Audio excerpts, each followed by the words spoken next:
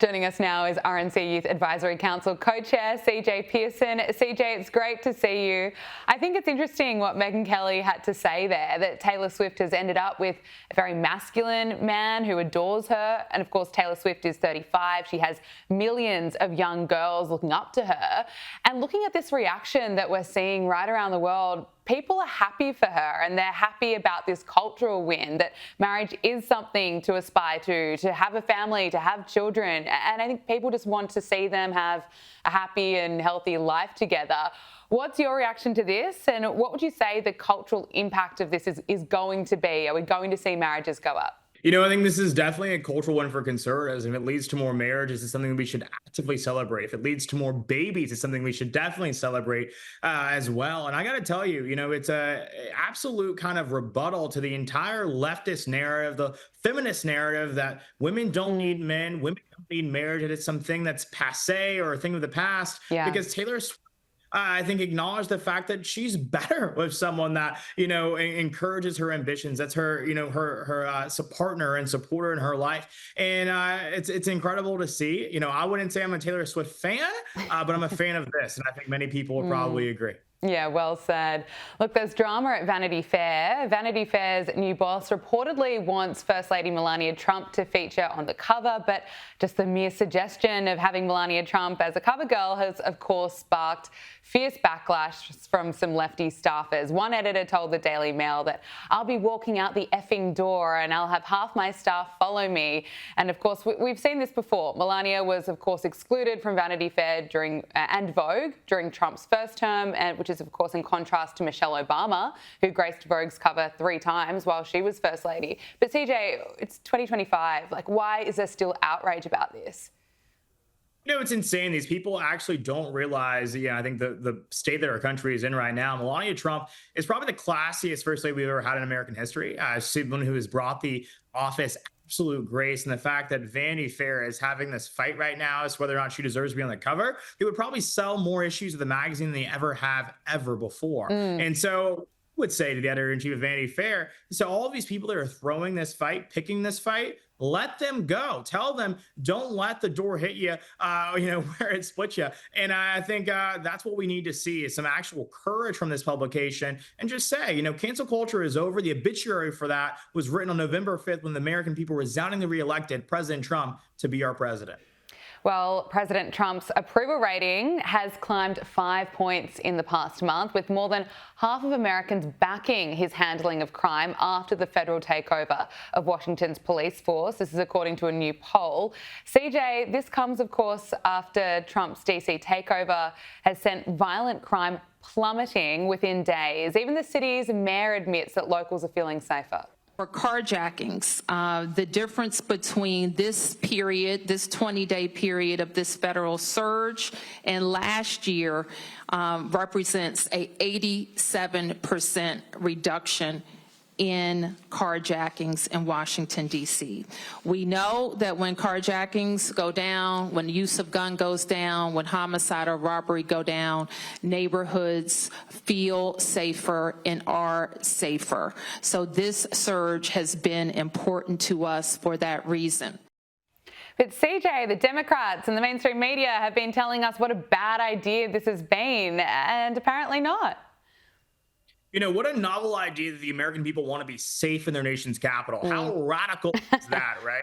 And I got to tell you, as someone who spends a lot of time in Washington, D.C., Muriel Bowser, the mayor here, is not a card-carrying MAGA Republican. She is as Democrat as they come. And for her to even acknowledge the fact that President Trump is making D.C. safe again should speak volumes. People want to be safe in their communities. And to all the white liberals who are trying to portray this as some assault on Black people, here's the news that I want to break to them. Black people want to be safe too. And maybe they should go talk to some Black people before they go out and say that Black people don't. Because when I look at these protests, all I see is old white liberals who are saying that apparently this is the worst thing to happen in D.C., but many Black people are saying this is the best thing to happen in D.C. in a long, long time. Well said. Look, many of us were hoping that DEI is dead, but apparently not. The Democratic National Committee is reaffirming its support for DEI. The DNC's Resolutions Committee backed a resolution affirming the party's commitment to diversity, equity and inclusion at its annual summer meeting. This is Tennessee Committee member Bill Owen. Republican friends and fellow citizens, I say, who profess to be active Christians, I remind them that DEI is the very foundation of the Christian church. CJ, can I get your reaction? I think he should read his Bible a little bit more thoroughly, here. But at the end of the day, the DNC probably will never learn their lesson. DEI got them Kamala Harris, and what did that get them? It got them 85th and 47th president of the United States, Donald J. Trump. And so if they are, continue to be ignorant and continue to be stubborn, well, I feel as if that actually bodes well for us in 2028 when we'll probably inaugurate President J.D. Vance. So good for them, but I would say probably a lot better for us. Let's talk about California Governor Gavin Newsom. Sorry to do this to you, but as we know, he is a disaster. But here he is in June 2018, while campaigning. He says that if the next governor doesn't do something to improve housing affordability and the homeless situation in California, that governor would be a failure. Listen to this. Affordability is number one. Issue of housing costs everywhere I go. That's the universal issue. Number two, people are just fed up with the homeless crisis in the state. No other state in the country as many people out in the streets and sidewalks as the state of California. I think if the next governor doesn't address the issue of affordability on housing, that governor will have failed. If we don't address the homeless issue in a meaningful way, we'll have failed also on a moral framework because it's a tragedy to see so many people self-medicating and drug or alcohol addictions, bipolar disorder, schizophrenia, paranoia out on the streets and sidewalks. So those two issues for me have been most resonant on this campaign trail. So CJ, according to Gavin Newsom's criteria, he's essentially a failure. He, of course, was elected that November. There's now a bigger homeless crisis in California than at the time of the video. And of course, housing has almost never been less affordable. No, you're exactly right. So I would definitely implore Gavin Newsom to look himself in the mirror and justify this. But I guarantee that he won't. This is the most, this governor lacks self-awareness unlike any politician I've ever seen before. But here's the deal. When people talk about, Gavin Newsom being the best Democrats have to offer in 2028, I kind of laugh at it because the moment that the American people are exposed to his actual record, the homeless camps all throughout his state, the destitution all throughout his state, corner to corner, there is no way in which they will rally behind him. And so, if this is the best the Democrats have to offer, I'm excited for it. And I'm very, very optimistic about our chances in 2028. Well, earlier this week, Donald Trump slammed Gavin Newsom and Karen Bass. Listen to this. We have a mayor there that can't even get permits to the people that lost their houses. Lee Zeldin got every permit. The hardest permit is the federal permit. Within 20 days, every single permit was there for the people to build their houses. But people are writing us and they're saying they won't give us. The mayor is incompetent. The governor's incompetent. Gavin, I know Gavin very well. He's an incompetent guy with a good line of and he doesn't get the job done.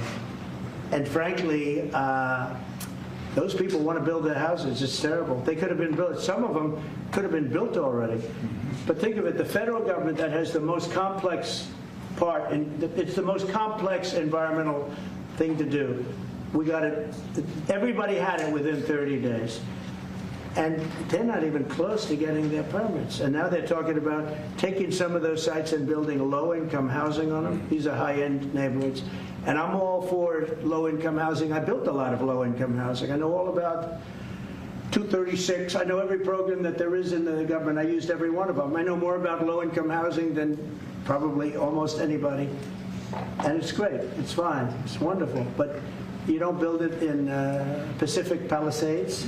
You don't build it there, and you don't build it in the other areas that burned down. So they're talking about putting up low-income housing. And you talk about riots. They're going to have riots if that happens because you're taking the people's property away. They want to build their houses, and they're unable to get permits from the mayor and from the governor. And that's a terrible thing. CJ, I love that he does not hold back, and I think he speaks for a lot of frustrated people in LA.